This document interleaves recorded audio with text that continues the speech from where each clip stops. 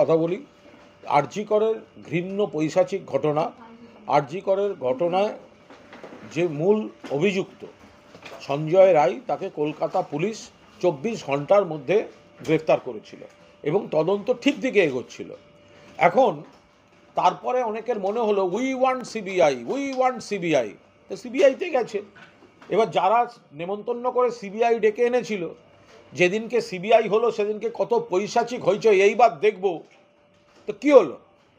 তো সেই সিবিআই এখনো পর্যন্ত এটা প্রমাণ করতে পারেনি যে মূল ধর্ষণ এবং খুনের ঘটনার সঙ্গে এই সন্দীপ ঘোষ বা অভিজিৎ বাবু তাদের কোনো সম্পর্ক ছিল। এখন ডাক্তারদের নিজেদের মধ্যে একটা গোষ্ঠী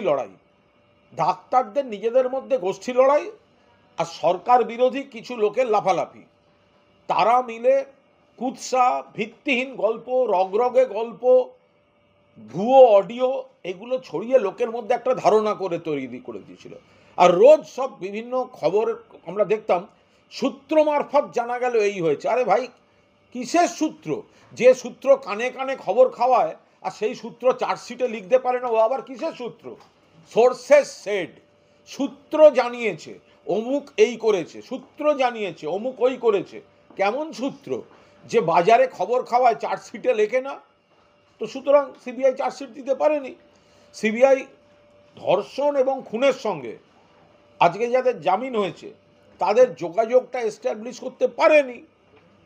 ফলে যারা গল্প খাইয়েছেন তাদের ইচ্ছা মতো, তারা যাদের শত্রু মনে করছেন, যাদের ঠিক করে দিতে হবে, তাদের নামে দিতে হবে, এটা তো আইনে চলবে না। আমি দুদিন আগে দেখছিলাম এক জুনিয়র ডাক্তার বড় বড় কথা বলছিলেন ময়না তদন্ত নিয়ে। আরে ভাই, ময়না তদন্তে তো জুনিয়র ডাক্তারদের 5 জন সই করেছে। ময়না তদন্তে তো ওই বিপ্লবীদের 5 জন সই করেছে এবং বলেছে এখানে কোনো সমস্যা ছিল না। সেদিনকের ওই দেওয়াল ভাঙায় জুনিয়র ডাক্তারদের সই আছে, সেগুলো এই জুনিয়র ডাক্তাররা চেপে গেছিল।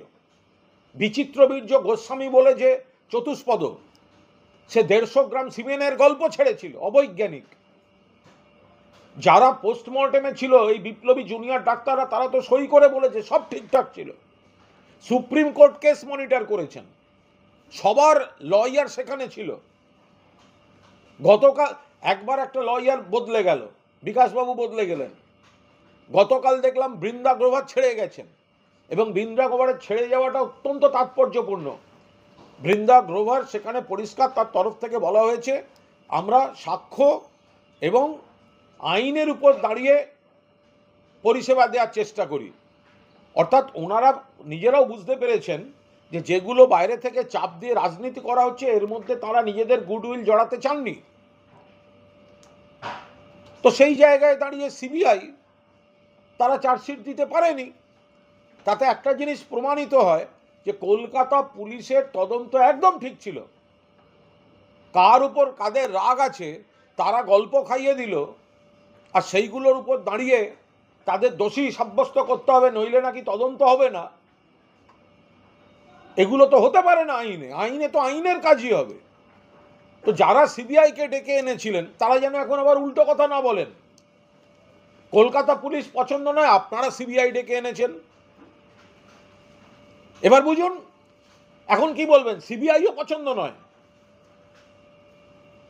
ফলে ডাক্তারদের গোষ্ঠীদ্বন্দ্ব, ডাক্তারদের অভ্যন্তরীণ গোষ্ঠীদ্বন্দ্ব এবং কিছু বাম, অতিবাম এবং সরকার বিরোধী অংশ থেকে লাগাতার কুৎসা। নমস্কার বন্ধুরা, আমি সোমা বলছি। কোথায় গেল সোমা? ফেক অডিও দিয়ে, রগরগে গল্প দিয়ে মানুষকে উত্তেজিত করা হয়েছে।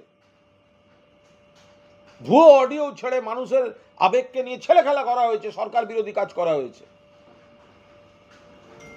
যদি এদের যোগ না থাকে তাহলে এদেরকে অকারণে কেন সমাজে ভিলেন বানিয়ে ধর্ষণ এবং খুনের মতো কুৎসিত জিনিসের সঙ্গে যুক্ত করে যে পুলিশ অফিসার, তাকে সামাজিকভাবে, পেশাগতভাবে যদি তার বিরুদ্ধে কোনো তথ্য প্রমাণ না থাকে, 10 চক্রে ভগবান ভূত করা হলো। যারা কাগজ পড়ে, টিভি দেখে সোশ্যাল মিডিয়ায় নেচে বেরিয়ে তাদের ক্ষতি করলেন, সে ক্ষতিপূরণ কে দেবে? জামিন মানেই নির্দোষতা নয়,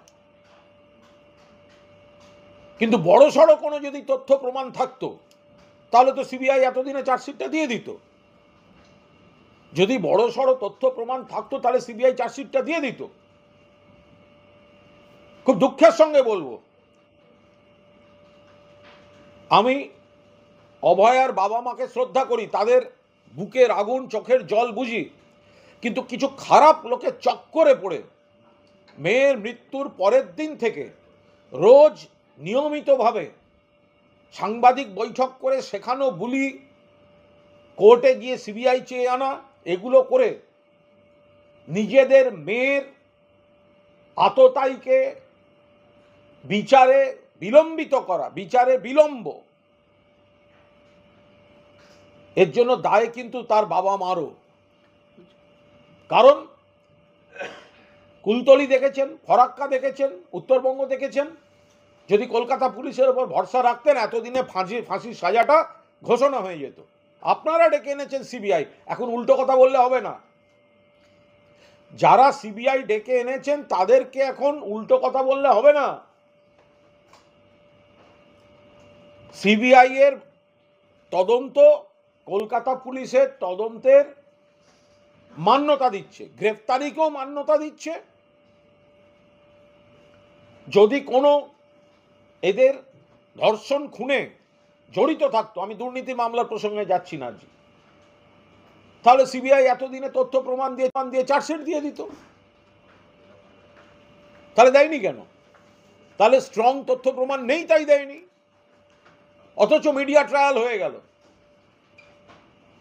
তারা প্রভাবশালী, তাদের কারা গার্ড করছে প্রভাবশালী, পুলিশ খারাপ, প্রশাসন খারাপ, সব হয়ে গেল। শুধু যে ডাক্তাররা কর্মবিরতি সরকারি জায়গায় করলেন, করে বেসরকারি জায়গায় গিয়ে চিকিৎসা করলেন, সরকারের স্বাস্থ্যসাথী কার্ডের কয়েক কোটি টাকা নিজেরা প্রাইভেটে পাইয়ে দিলেন, নিজেদের পকেট ভরলেন, সেই অসাধু ডাক্তার চক্রের কোনো বিচার এখনো হলো না।